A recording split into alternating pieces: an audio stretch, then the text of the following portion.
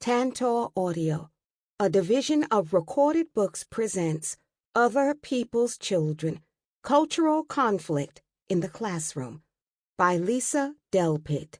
Narrated by Lisa Reneé Pitts. Introduction to the 2005 edition. Lisa Delpit. A lot has happened since I first sat down to write the original introduction to Other People's Children, both in my life and in the life of the country. I have gone from being the anxious yet hopeful mother of a 5-year-old just entering the public school system to the exhausted and discouraged mother of a 16-year-old who has struggled through 9 schools from 1st to 11th grade in our attempt to find a school that makes sense.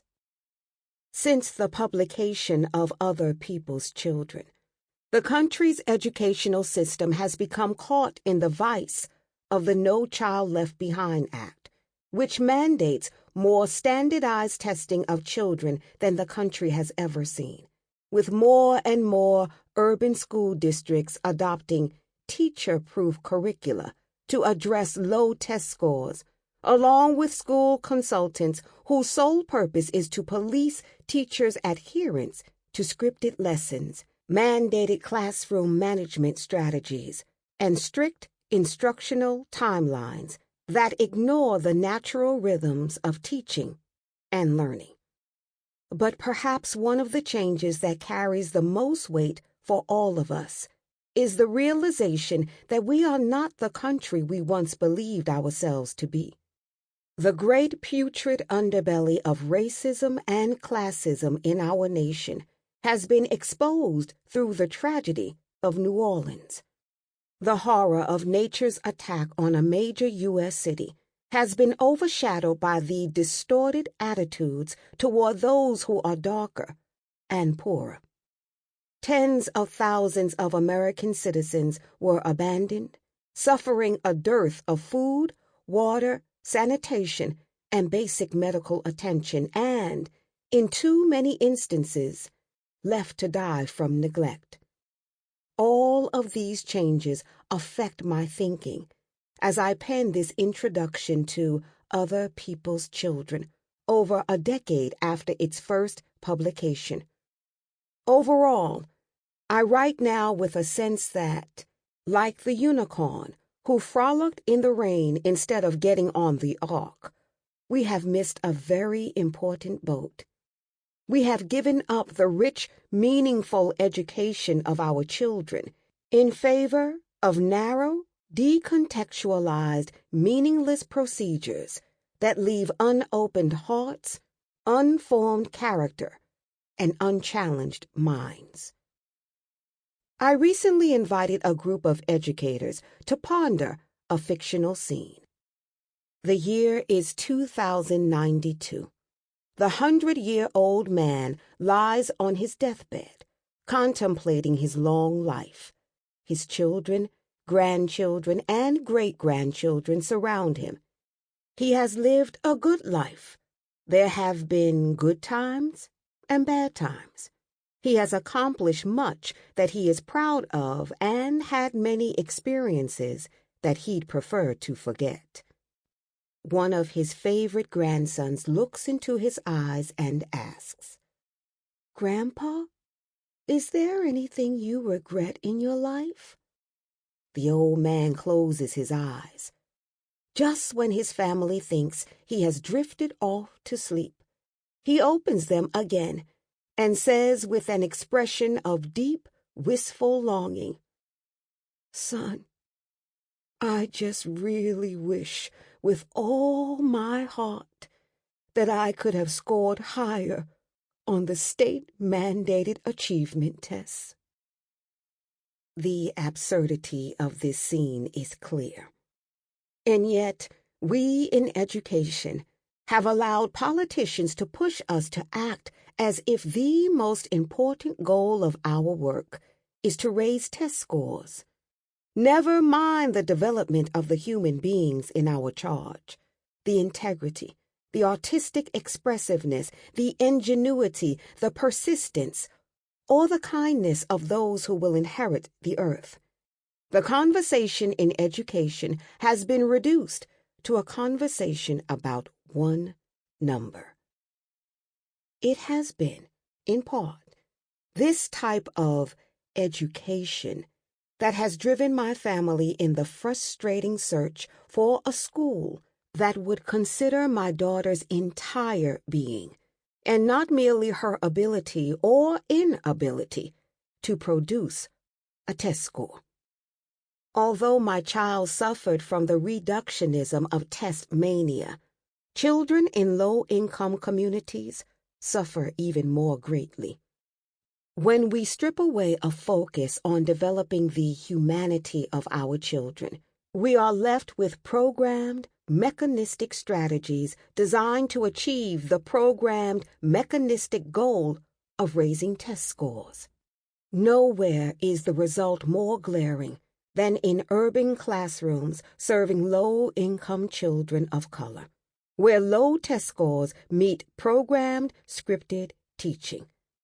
The reductionism spawned has created settings in which teachers and students are treated as non-thinking objects to be manipulated and managed. Of course, as I submitted in Other People's Children, it is still imperative that we actually teach children the academic skills they need to be successful participants in society. But I now realize, with ever-increasing clarity, that we must do that and much more. I will be forever grateful for locating a school for my child that has embraced the idea of much more and institutionalized it, not only in its 2 boarding schools in New England, but in public charter schools serving predominantly African American children in New Haven, Connecticut, Washington, D.C., Oakland, California, and soon, Harlem, New York.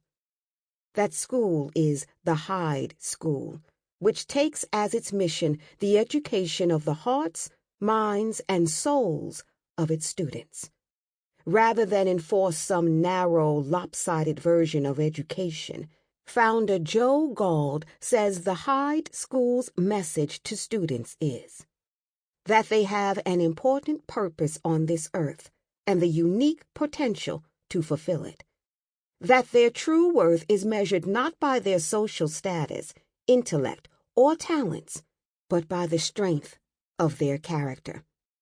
That we admire their attitude and effort and care less about their actual achievements because these will come with time if they develop character traits like those emblazoned on the Hyde School shield: courage, integrity, concern, curiosity, and leadership. The Hyde schools do not take these ideas lightly.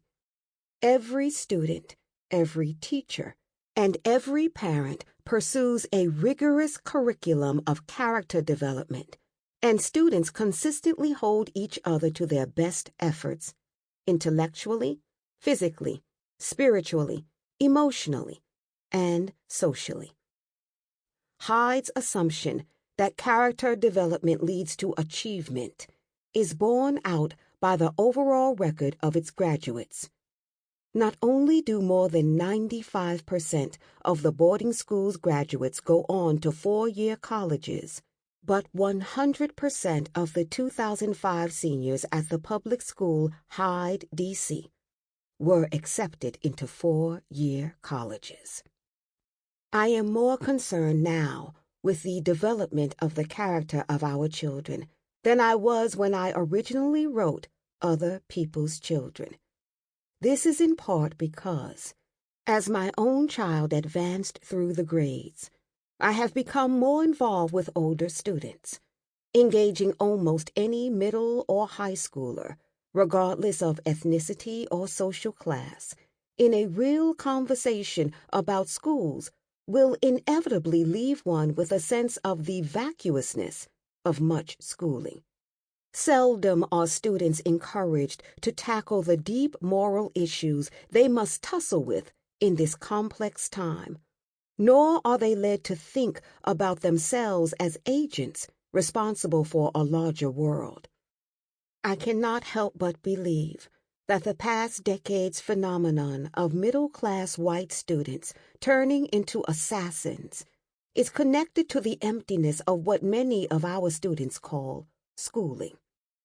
There continue to be dedicated, thoughtful, committed teachers in our schools, but the narrow focus of no child left behind has driven them to despair, as their administrators mandate more and more meaningless, mechanistic goals. Were we focused on our children as inheritors of the future, perhaps we could be more deliberate in teaching them the traits they need to become protectors of the earth and all of its inhabitants. Perhaps then we would have seen a different outcome in New Orleans.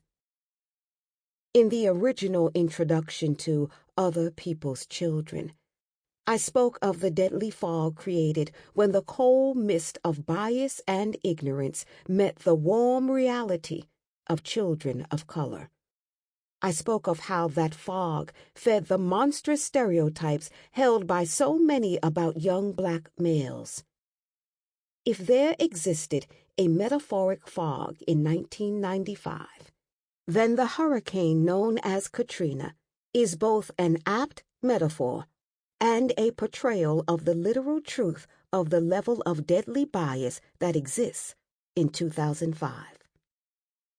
Like many Americans, I sat in my comfortable home, horrified but unable to turn away as the Katrina tragedy unfolded. Even while on-location news reporters pleaded with the powers that be to rescue the thousands of poor black people left in deplorable conditions. I watched one 8-second clip of a few black residents taking non-survival items replayed over and over again, day and night, with the unstated implication that those left behind were not worthy of rescue. A picture described 2 white victims as finding bread and soda at a local grocery store, while a picture of black survivors, also carrying bread, was labeled as looting. Newscaster after newscaster described black people so out of control that police were needed to restrain them rather than to rescue them. Young men with guns were said to be terrorizing police and shooting at the helicopters sent to rescue them. It has only been since the real stories of the survivors have surfaced in a few venues that the mainstream reports can be shown to be the distorted, racially biased interpretations that they were. Yes, eyewitnesses reported there were those who shot at helicopters, but they were firing in frustration as helicopters passed over them, bound for the mostly white suburbs of Kenner and Metairie, home of KKK notable David Duke, to rescue people there rather than saving those in the severely flooded areas of New Orleans. They said the shots were fired because black people were being ignored again. Denise Moore, trapped in the Montreal Convention Center, says that there were young men with guns, but they were the only help the people there could count on. These young men got food and water for the old people and the babies because no one had eaten in days. Police and National Guardsmen dropped people off, but no one was picked up, and no provisions were supplied. When the buses finally came, Miss Moore declared it was the young men with guns who organized the crowd, old people in front, women and children next, and men last. When she got to safety, Miss Moore says she couldn't believe how these young men were portrayed on television.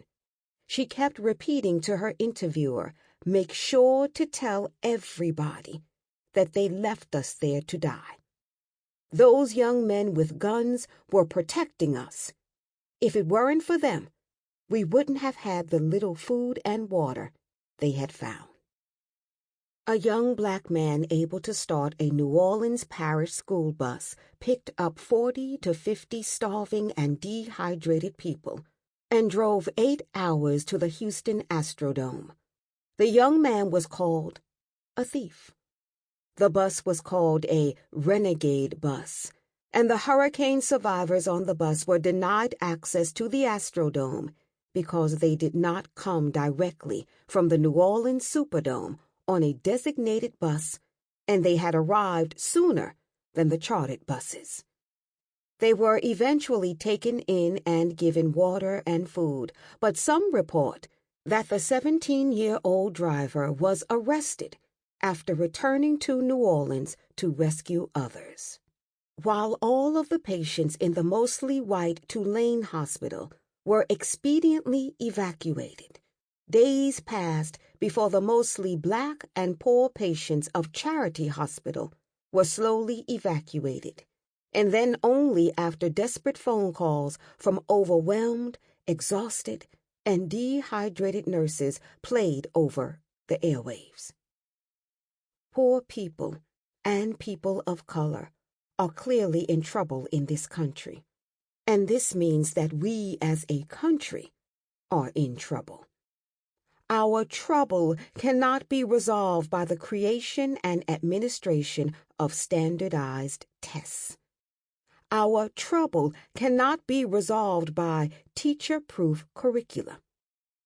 The troubles of our country, indeed, the troubles of our world, can be addressed only if we help ourselves and our children touch the deep humanity of our collective spirit and regain the deep respect for the earth that spawned us. Perhaps we can learn from traditional African education, where the role of teachers is to appeal to the intellect, the humanity, and the spirituality of their students. The year 2005 brings me both hope and despair. I despair when I see good teachers either leaving the profession or closing down their creativity in the face of school policies that kill real learning rather than promote it. And I am discouraged by the treatment of people of color and poor people in this country, which Katrina epitomized. On the other hand, I am filled with hope when I see schools like Hyde and others around the country that treat children with the belief that we are working with precious resources when we seek to educate young people. When I receive hundreds of letters from teachers of all colors who are frustrated but deeply committed to doing the best for children. When I see young people who devote time and energy to making the world a better place.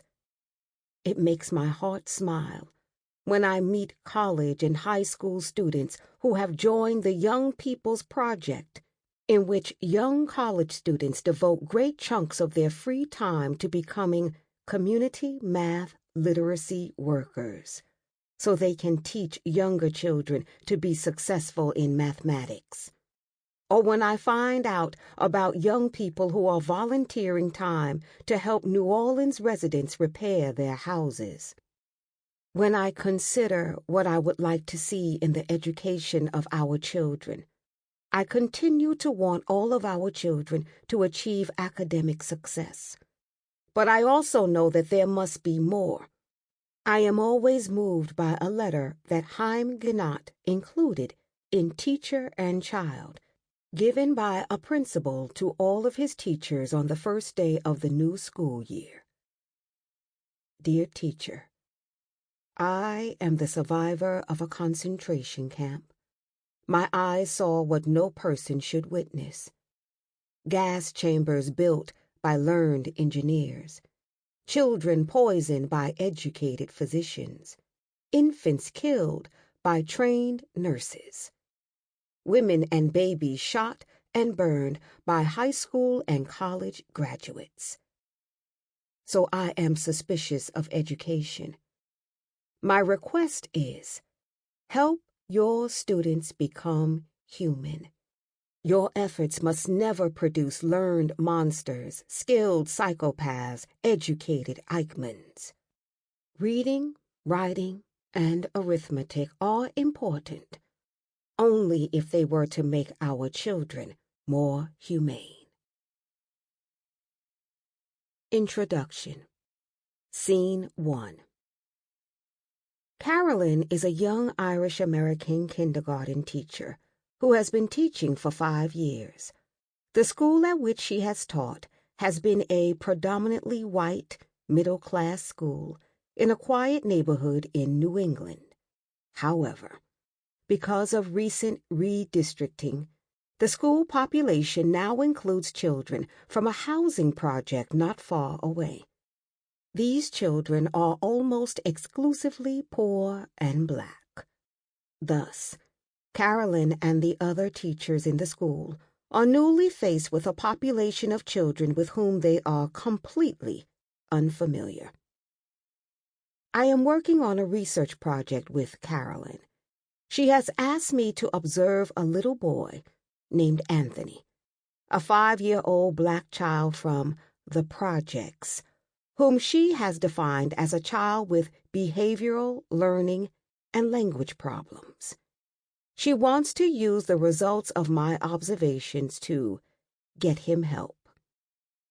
In my observations of Anthony in the classroom, I have noticed that he gets almost no positive feedback during the course of a day, and instead receives a tremendous number of negative comments. I have taken Anthony out into the hallway several times to talk and play privately so as to get a better assessment of his actual abilities. The following dialogue is taken from a transcript of my conference with Carolyn about my observations. I am attempting to point out some of Anthony's positive points to Carolyn. L. Anthony told me that he liked school and that his favorite thing in his class was group time. C. That's amazing, since he can't sit still in it. He just says anything sometimes. In the morning, he's okay. After nap, he's impossible. L. He's really talking more, it seems. C. He's probably never allowed to talk at home. He needs communicative experience. I was thinking of referring him to a speech therapist. He probably never even got to use scissors at home. L. He told me about his cousin he plays with after school. It seems he really does have things to talk about. C. It's unfortunate, but I don't think he even knows what family means. Some of these kids don't know who their cousins are and who their brothers and sisters are. Scene 2. Charles is a 3-year-old African-American boy who likes a little white girl in my daughter's nursery school class. Like most 3-year-olds, his affection is expressed as much with hugs as with hits. One morning I noticed that Charles has been hovering around Kelly, his special friend. He grabs her from behind and tries to give her a bear hug. When she protests, the teacher tells him to stop. A short time later, he returns to her table to try to kiss her on the cheek. She protests again, and the teacher puts him in time out. I comment to the teacher with a smile that Charles certainly seems to have a little crush on Kelly. She frowns and replies that his behavior is way out of line. She continues with disgust in her voice. Sometimes what he does just looks like lust. Scene 3. One evening, I receive a telephone call from Terence's mother, who is near tears. a single parent, she has struggled to put her academically talented 14-year-old African-American son in a predominantly white private school. As an involved parent, she has spoken to each of his teachers several times during the first few months of school, all of whom assured her that Terrence was doing just fine. When the first quarter's report cards were issued, she observed with dismay a report filled with C's and D's. She immediately went to talk to his teachers. When asked how they could have said he was doing fine when his grades were so low, each of them gave her some version of the same answer. Why are you so upset? For him, C's are great. You shouldn't try to push him so much. As I lived through each of these scenarios, a familiar sense of dread closed in around me. My throat constricted, my eyes burned. I found it hard to breathe. I have faced this fog too many times in my career in education. It is a deadly fog formed when the cold mist of bias and ignorance meets the warm, vital reality of children of color in many of our schools. It is the result of coming face to face with the teachers, the psychologists, the school administrators who look at other people's children and see damaged and dangerous caricatures of the vulnerable and impressionable beings before them. But we cannot blame the schools alone. We live in a society that nurtures and maintains stereotypes. We are all bombarded daily, for instance, with the portrayal of the young black male as monster. When we see a group of young black men, we lock our car doors, cross to the other side of the street, or clutch our handbags. We are constantly told of the 1 out of 4 black men who is involved with the prison system. But what about the 3 out of 4 who are not? During a major storm this past winter, a group of young black men in my neighborhood spent the day freeing cars that were stuck in the ice. When do we see their lives portrayed on the 6 o'clock news? So, as a result of living in this society, their teachers make big assumptions about Anthony, Charles, and Terrence. They judge their actions, words, intellects, families, and communities as inadequate at best, as collections of pathologies at worst. These stories can be justifiably interpreted as examples of racism.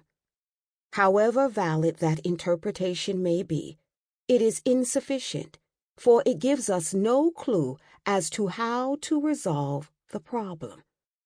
Indeed, these views are not limited to white adults. In my experience in predominantly black school districts, the middle-class African-American teachers who do not identify with the poor African-American students they teach may hold similarly damaging stereotypes. These adults probably are not bad people. They do not wish to damage children. Indeed, they likely see themselves as wanting to help. Yet they are totally unable to perceive those different from themselves except through their own culturally clouded vision. In my experience, they are not alone.